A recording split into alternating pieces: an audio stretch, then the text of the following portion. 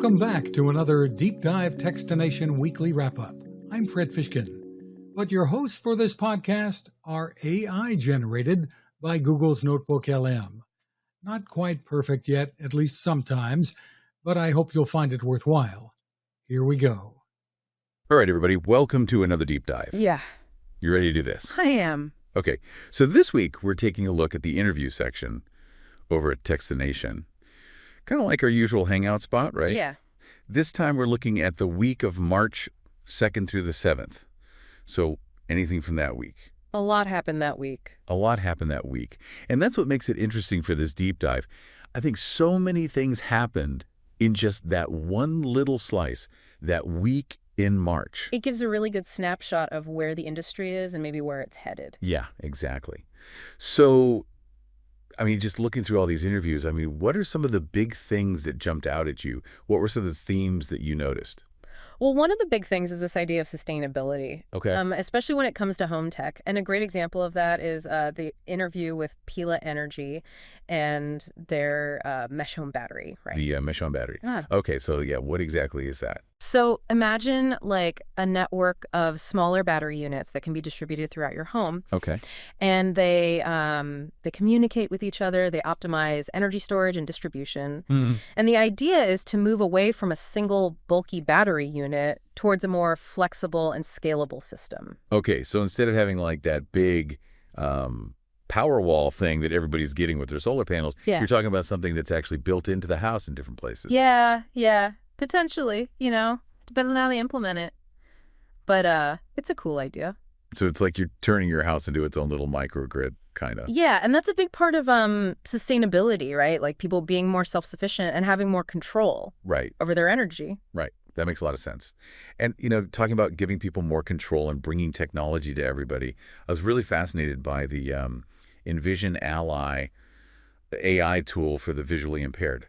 Yeah, this is a great example of technology being used for like really good things. Wow. It helps people with accessibility. Yeah. So, it can describe images, it can read text aloud, Wow. and it can even provide real-time navigation assistance. Yeah.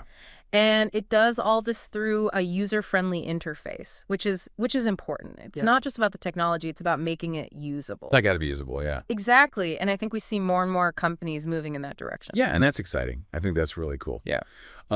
So let's go from empowering people to bird watching. I got to say, the Bird Buddy thing really caught my attention. Oh, yeah. Smart bird feeder. Uh-huh. But it seems like there's so much more to it. It's a lot more than just a bird feeder. It's got AI built in, and it can actually analyze bird behavior, identify different species, and track their feeding patterns, right? That's very cool. And it can even, detect unusual activity. So it's like a little ornithologist right in your backyard. Yeah, exactly. So it's not just keeping birds fed, it's like understanding them better. Right. And maybe learning more about our ecosystem. And I guess it brings up that whole thing, right, about how much are we collecting data? Yeah. Where does it go? Where's it going? Mm-hmm.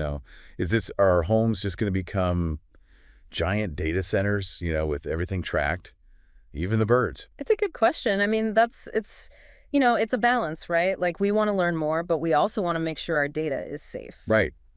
So from AI watching birds to the return of a gaming giant. Yeah, how about that, right? Acclaim Entertainment. Yeah. I remember Turok. Who doesn't? Extreme G. Those were big games. I spent a lot of quarters on those games. I know, right? So do you think this is just a nostalgia play? Or is there something more to it? Like, is retro gaming actually going to be back for real this time? Well, I think there's a huge hunger for these kind of retro gaming experiences. There's a reason why we're still talking about those games, right? But the question is, can they balance the nostalgia with new innovation? You can't just re-release old games and expect them to be a hit.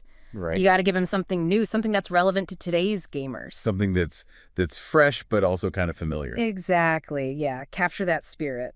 So, speaking of things that are new and exciting, let's talk about Toy Fair 2025. Yeah. Right, it sounds like there was a lot of cool stuff there, but it also sounds like, same old challenges. Yeah, supply chains are still a big issue for the toy industry. I mean, it's hard to get the material, get the products where they need to be. Right. But there were some amazing innovations. Oh, yeah.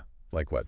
We saw a lot of toys using sustainable materials, which is great. Okay. And we saw educational games that are actually using AI for personalized learning, right? Yeah, the kids are learning, but they're also having fun.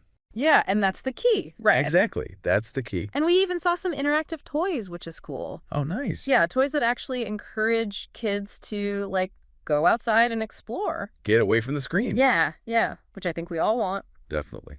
Yeah. Wow, we covered a lot, from energy to AI to games to even toys. It's all connected, right? It's all connected. I mean, I guess that's kind of the point. It's all tech. It's all part of our lives. And it's all changing so fast. Yeah. I mean, I think the big question is, looking at all these trends we talked about, what area of tech do you think will see, the biggest changes in the next year? And how will those changes affect our lives? Yeah, that's the real question. It's not just the technology itself, it's how it impacts us. Right. So, something to think about. Definitely. Thanks, everybody, for listening. Yeah, we'll see you next time. We'll see you next time. That's it for this weekly Deep Dive wrap-up. Thanks for being with us. I'm the human here, Fred Fishkin.